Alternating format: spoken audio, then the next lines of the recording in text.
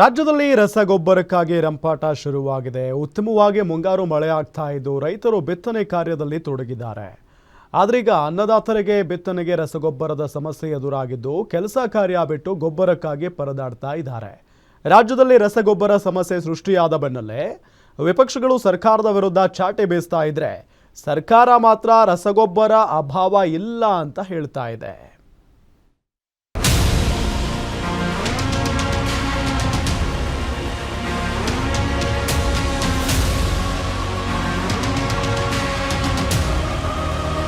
ಸಾಮಾನ್ಯವಾಗಿ ration card, Aadhaar card, PAN card ಮಾಡಿಸಲು ಜನ ಕ್ಯೂ ನಿಲ್ಲೋದು ನೋಡಿದ್ದೇವೆ. ಆದರೆ ರಾಜ್ಯದಲ್ಲಿ ರಸಗೊಬ್ಬರಕ್ಕಾಗಿ ಅನ್ನದಾತರು ತಡರಾತ್ರಿಯಿಂದಲೇ ಕ್ಯೂ ನಿಂತಿದ್ದು ಅಚ್ಚರಿ. ಜಿಟಿ ಮಳೆಯನ್ನ ಕೂಡ ಲೆಕ್ಕಿಸದೆ ಗೊಬ್ಬರಕ್ಕಾಗಿ ರೈತರು ಕಿಲೋಮೀಟರ್ ಗಟ್ಟಲೆ ಸರತಿ ಸಾಲಿನಲ್ಲಿ ನಿಂತಿದ್ದಾರೆ.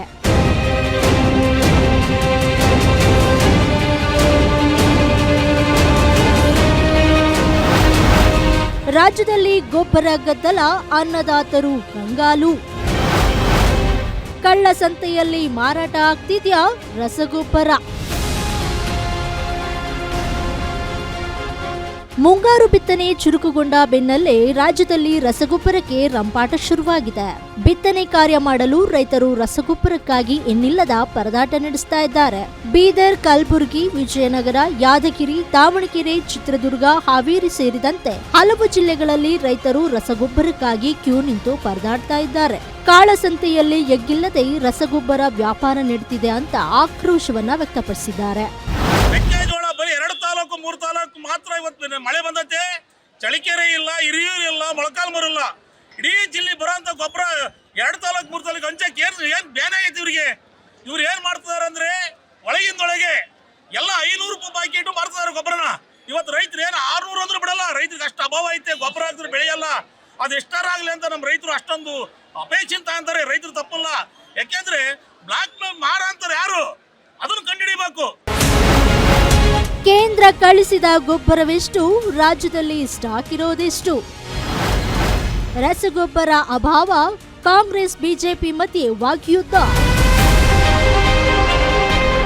ರಾಜ್ಯದಲ್ಲಿ ಯೂರಿಯಾದ ಅಭಾವವಿದೆ ಅಂತ ಸಿಎಂ ಸಿದ್ದರಾಮಯ್ಯ ಕೇಂದ್ರ ಸಚಿವ ಜೆಪಿ ನಡ್ಡಾಗೆ ಪತ್ರ ಬರೆದಿದ್ದಾರೆ. ಕೇಂದ್ರ ಕೇವಲ 5,16,959 ಮೆಟ್ರಿಕ್ ಟನ್ ರಸಗೊಬ್ಬರ ಸರಬರಾಜು ಮಾಡಲಾಗಿದೆ. ಆದರೆ ಏಪ್ರಿಲ್ನಿಂದ ಜುಲೈವರೆಗೆ ರಾಜ್ಯಕ್ಕೆ 6,80,655 ಮೆಟ್ರಿಕ್ ಟನ್ ಯೂರಿಯಾದ ಅವಶ್ಯಕತೆ ಇದೆ.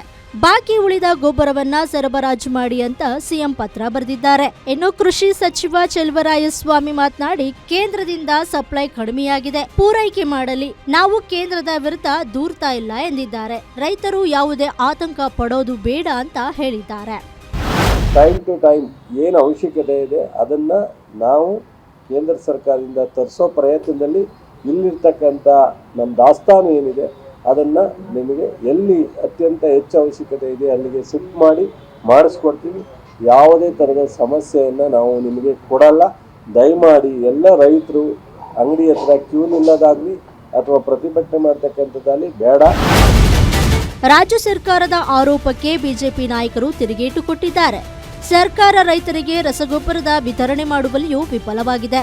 ಸರ್ಕಾರ ತನ್ನ ವೈಫಲ್ಯ ಮುಚ್ಚಿಕೊಳ್ಳಲು ಕೇಂದ್ರ ಸರ್ಕಾರ ಸಹಕಾರ ನೀಡುತ್ತಿಲ್ಲ ಅಂತ ಗುಡುಗಿದ್ದಾರೆ. ಬಿಜೆಪಿಗರ ಆರೋಪಕ್ಕೆ ಚೆಲುವರಾಯಸ್ವಾಮಿ ಕಿಡಿಕಾರಿದ್ದಾರೆ.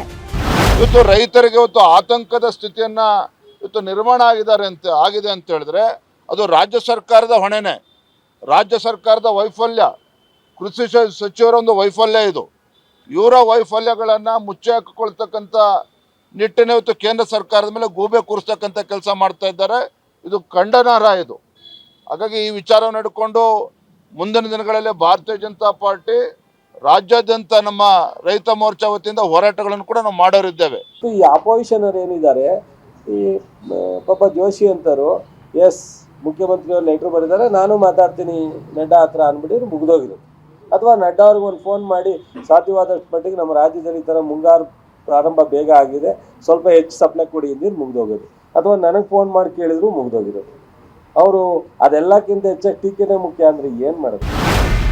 ರಾಜ್ಯದಲ್ಲಿ ರಸಗೊಬ್ಬರ ಸಮಸ್ಯೆ ಹೆಚ್ಚಾಗ್ತಾ ಇರೋದ್ರಿಂದ ರೈತರು ಪರದಾಡುವಂತಾಗಿದ್ರೆ ವಿಪಕ್ಷಗಳು ಮಾತ್ರ ಸರ್ಕಾರದ ವೈಫಲ್ಯದ ವಿರುದ್ಧ ಹೋರಾಟಕ್ಕೆ ಮುಂದಾಗಿವೆ. ಆದರೆ ಕೃಷಿ ಸಚಿವರು ಹಾಗೂ ಸರ್ಕಾರ ಮಾತ್ರ ಕೇಂದ್ರ ಸರ್ಕಾರದ ವಿರುದ್ಧ ಆರೋಪ ಮಾಡುವ ಮೂಲಕ ರಸಗೊಬ್ಬರದ ವಿಚಾರದಲ್ಲೂ ರಾಜಕೀಯಕ್ಕೆ ಮುಂದಾಗಿದ್ದಾರೆ.